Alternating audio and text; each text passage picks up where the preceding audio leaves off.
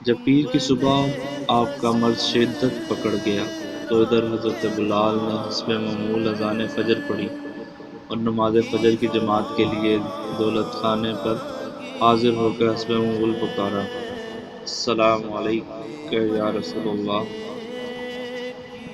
یعنی یا رسول اللہ آپ پر سلامتی ہو، مسجد میں جماعت تیار ہے، یعنی نماز کے لیے تشریف لائیں۔ تو ادھر حضرت فاطمہ الزہرا نے جواب دیا، ہے بلال، حضور انور شدت مرض میں نہایت مشغول ہیں۔ حضرت بلال حبشی رضی اللہ عنہ نے تھوڑی دیر کے بعد دولت خانے پر تشریف لا کر پکارا، السلام علیکم یا رسول اللہ، تو سرکار نے بلال حبشی رضی اللہ عنہ کی پیاری آواز سن کر فرمایا، ہے بلال اندر آ جاؤ۔ پھر فرمایا، ہے بلال، میں اس وقت شدید مرض میں مبتلا ہوں، مسجد میں نہیں آ سکتا، لہٰذا ابو بکر کو حکم دو کہ لوگوں کو نماز پڑھائے۔ حضرت بلال رضی اللہ عنہ یہ سن کر بے ساختہ روتے ہوئے آئے اور یہ فرما رہے تھے، ہائے مصیبت، ہائے امیدیں منتق ہو گئی، ہائے کمر ٹوٹ گئی، اے کاش مجھے میری ماں نہ جنتی۔ اسی حالت میں مسجد میں داخل ہوئے۔ ابو بکر صدیق رضی اللہ عنہ کو سرکار کا حکم سنایا تو جب صدیق اکبر نے سرکار کے محراب کی جگہ خالی دیکھی تو دل بے قابو ہو گیا، کیونکہ نہایت نرم دل تھے، بے اختیار غش کھا کر گر پڑے۔ صحابہ کرام میں جب سرکار دو عالم نے یہ شور سنا تو حضرت فاطمہ الزہرا رضی اللہ عنہ سے دریافت فرمایا، یہ شور کیسا ہے؟ عرض کی، ابا جان آپ کے فراق میں وہاں مسلمان بے چین و بے قرار ہیں۔ آہوں اور سسکیوں کی درد بھری آواز سن کر مبارک آنکھوں میں بھی آنسو چھلک پڑے۔ آپ نے حضرت علی کرم الوجہ اور عبداللہ ابن عباس رضی اللہ عنہ کو بلایا اور ان کے کندھوں پر ہاتھ رکھ کر مسجد میں تشریف لائے اور پیر کی نماز فجر اپنی زندگی کی آخری نماز پڑھائی، اور بعد میں مسلمانوں کو خطبہ ارشاد فرمایا، اے لوگو، میرے بعد تم لوگوں میں ابو بکر میرے جانشین ہیں، تم تقوی و طہارت کو لازم پکڑ لو، میں تم سے جدا ہونے والا ہوں۔ آج کا دن میرے لیے قیام دنیا کا آخری اور آخرت کا پہلا دن ہے۔ رسول اللہ صلی اللہ علیہ وآلہ وسلم کی زندگی کے آخری 5 دن۔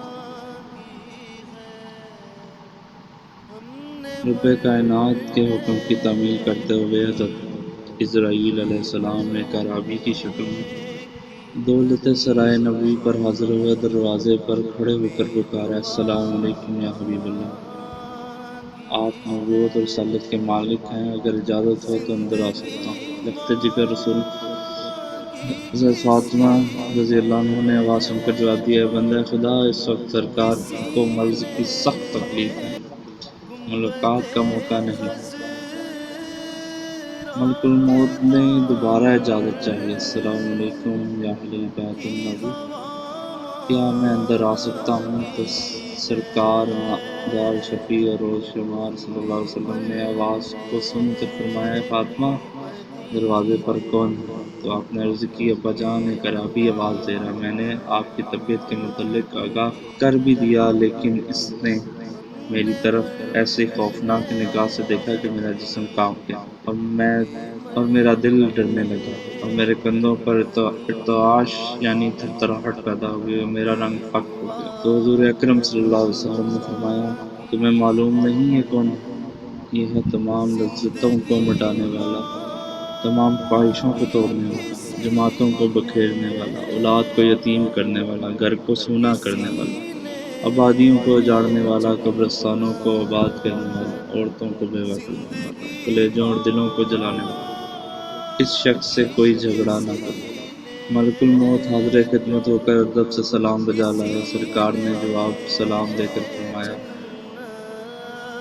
مجھے دیکھنے آئے ہو یا روح قبض کرنے آئے ہو؟ عرض کی، آپ کی زیارت کے لیے حاضر ہوں، اگر اجازت عنایت فرمائیں گے تو روح مبارک بھی قبض کر لوں، ورنہ واپس چلا جاؤں، کیونکہ اللہ تعالیٰ نے آپ کو اختیار دیا کہ دنیا میں رہیں یا موت پسند کریں۔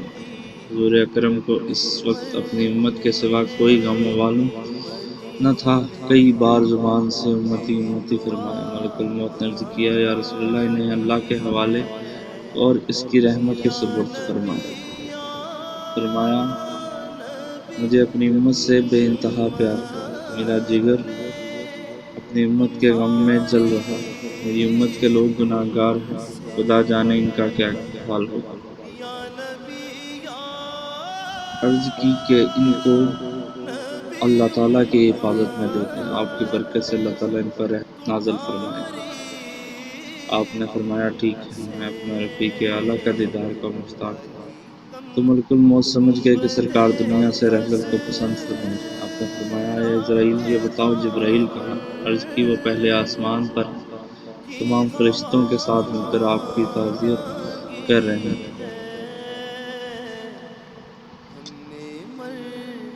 چند لمحات کے بعد جبرائیل بھی بارگاہ رسالت میں حاضر ہو کر سرہانے بیٹھ اور عرض کی بے شک اللہ تعالیٰ آپ کو سلام فرماتا اور پوچھتا ہے کہ آپ کا حال کیا؟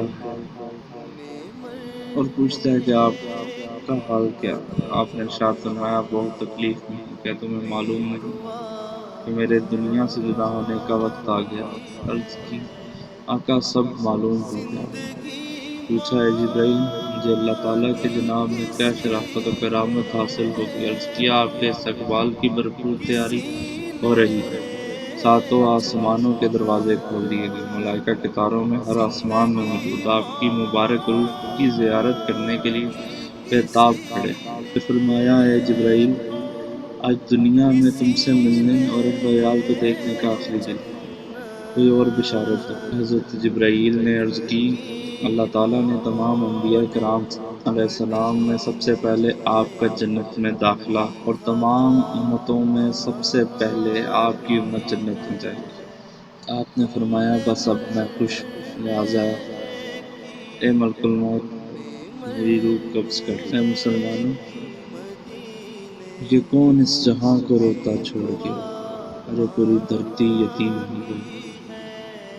اے سردار انبیاء اس دار فانی سے صحابہ کرام کو روتا چھوڑ کر کوچ کر گئے۔ ارے یہ وہ نبی ہم سے جدا ہو گیا جس نے مشرکین کو دعوت اسلام پیش کی، جو تکالیف اور بوجھ برداشت کرتے رہے۔ ارے ظالموں نے کبھی سرکار کا مبارک گلا دبا دیا، کبھی کاندھے پر اونٹ کی ہوجری ڈال رہے، کہیں پہ پتھروں کی بارش برسائی جا رہی، کہیں پہ نالائن پاک خون سے بھر جاتے ہیں، کہیں یہ گالیاں سن رہے ہیں تو کہیں پر راستے میں کانٹے بچھائے جا رہے، کہیں جسم عطر پر گوبر پھینکا جا رہا، کہیں پر آپ کا دانت مبارک شہید کیا جا رہا۔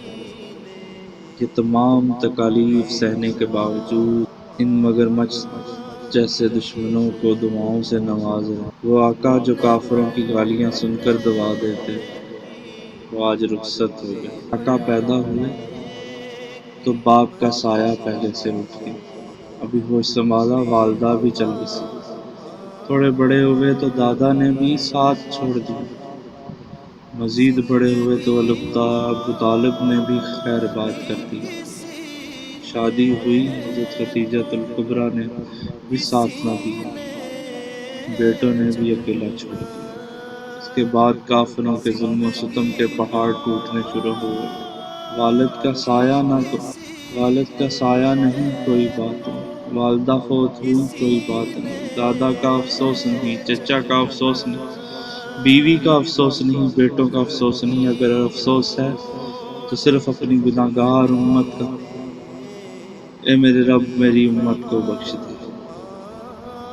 پیدا ہوئے امت کی فکر، کچھ ہوش سنبھالا امت کی فکر، عبادت کی امت کے لیے۔ ارے وہ آقا چل بسا جو راتوں کو اٹھ کر ہماری خاطر ہوتے تھے، کبھی پہاڑوں میں جا کے رو رہے، کبھی صحراؤں میں، کبھی غاروں میں، کبھی بازاروں میں۔ یا رسول اللہ خدا را ہماری مدد کیجیے، ہماری خستہ حالت پر ترس کھائیے۔ آج ہماری حالت کیا ہے؟ آج ہماری حالت غیر مسلموں جیسی ہو گئی، آپ کے بعد امت فرقہ فرقہ ہو گئی۔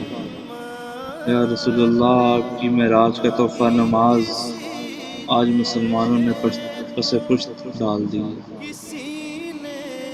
آج ہمارے چہرے یہودیوں جیسے ہو گئے، آج آپ کی سنتوں پر پابندی لگائی جا رہی ہے۔ عمر فاروق، آج مسلمانوں کی عدالتیں جھوٹی گواہیوں کا پلندہ بن چکی ہیں۔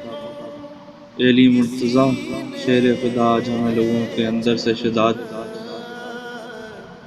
ہم لوگوں کے اندر سے شجاعت ختم ہو، غیر مسلموں کے سامنے بھیگی بلی بن جاتے ہیں۔ اے عثمان غنی، آج پیسہ موجود ہونے کے باوجود سخاوت کی جگہ عداوت کا مظاہرہ ہو رہا ہے۔ یا رسول اللہ، آج آپ کی امت ایسے گناہوں میں پڑ گئی ہے کہ یہود و نصارہ بھی دیکھ کر شرما جائے۔ آج مسجدیں ویران، سینما آباد، قرآن تلاوت کی جگہ آج گانوں نے لے لی۔ اللہ تعالیٰ مجھے اور تمام مسلمانوں کو رسول اللہ صلی اللہ علیہ وسلم کی سنت اور قرآن پر عمل کرنے کی توفیق عطا فرمائے، اور جو طریقہ اسلام وہ ہمیں بتا کے گئے ہیں اس کے مطابق زندگی گزارنے کی توفیق عطا فرمائے، آمین۔ گنبد خضرا کے دامن کی ہوا مانگی ہے، ہم نے مرنے کی مدینے میں دعا مانگی ہے، ہم